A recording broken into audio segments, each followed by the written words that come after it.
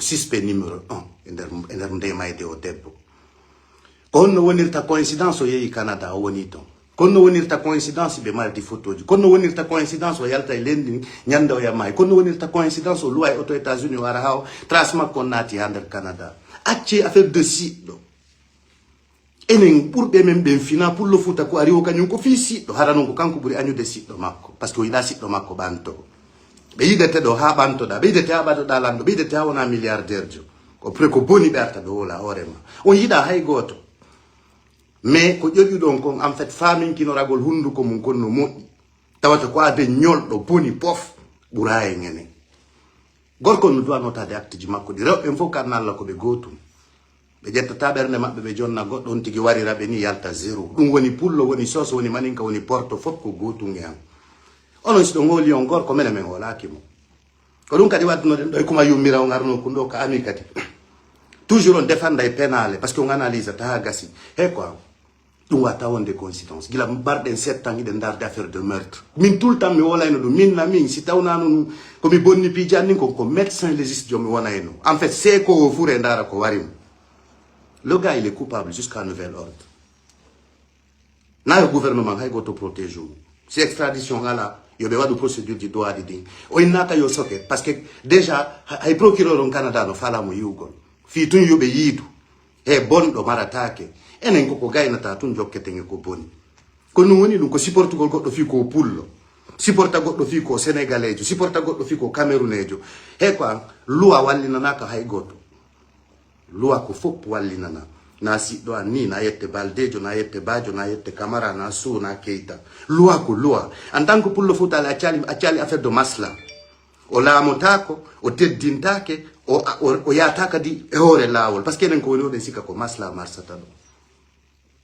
ɗon sikkude journaliste jo investigation iwa ha Canada argol jokka o gorko tawa ko samakala o jokkirimo ko non goy woni fenayɓe porto gollirta non porto na fenayɓe de porto na naafigi comme no wonirɗen naafigi porto na yimɓe fenayɓe kadi accuse goɗɗo ni tum preuve ji ɗin ɗi walto si ɓe ara ɓe ata kawon tigui na penale ko suttuɗon goye hakkude mon ange kawtal maɗa siɗɗo ma Amadou Moƴƴa Ousmane no boni nenankari en ko wuyɓe on naafigi yagal ko janna ɗon porto ala ɗum loi mo ɓe wallini on ko c'est pour tout le monde kono canadien jo mari intérêt toñugol guinéen jo kono ɗum intérêt o mari hande ayi canadien jo no addala guine formede ayi hande canadien jo no ƴetti no ari guine ɗaɓɓugol diplôme si ɓe walla len pus ɓe bonnata men ɓe accusatamo merde fini tout jusqu'à nouvel ordre ko suspect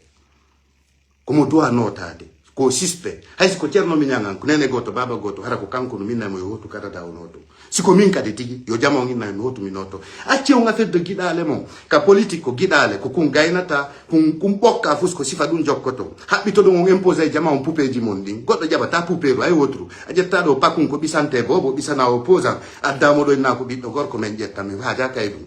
oɗo kadi gorko wonno sénégalais jo woni camerounejo woni goɗɗo go o inni kanko ha hande o en fait o jomminirali on debbo kono photoji ɗin no laaɓi posasi ɓe jomminirali ɓe wondi trace ji feƴƴuɗi ɗin kadi ko fi hon ɗum ko ñande en fait ko ñande debbo maayi maɗen balɗe ɗon kanko suudoto yaha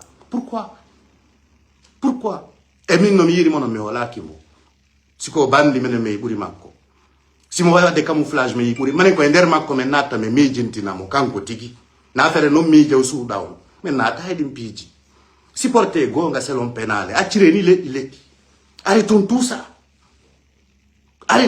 woni maninka woni soso woni pullo woni forestier on leɗɗi koyo dégage ay Guinée Sénégal go ɓenna Guinée Sénégal woni goto wonta gotum parce que Guinée pullo ko ethno soso ko ethno maninka ko ethno forestier ko ethno tous les Guinéens sont des ethnos ça doit arrêter ɗum no doit accude premier ethno ɓen ko leñolam pullo futa hikki ɗon maninka arti ɗon soso e forestier on fof kon ethnoɓe vous arrêtez ça leydi wotiraramo ɓe no siiko no fala dekkude e ɗimmojo mum on vous arrêtez ça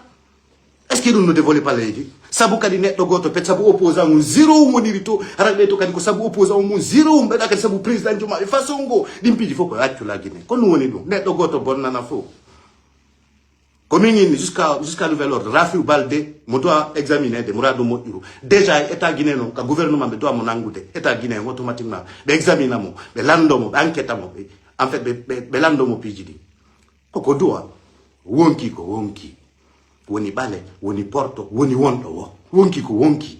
onon ko neddo wonan longo min ko gonga mi wonan nyumpa kay dim piji ko wolto mi haja kay mo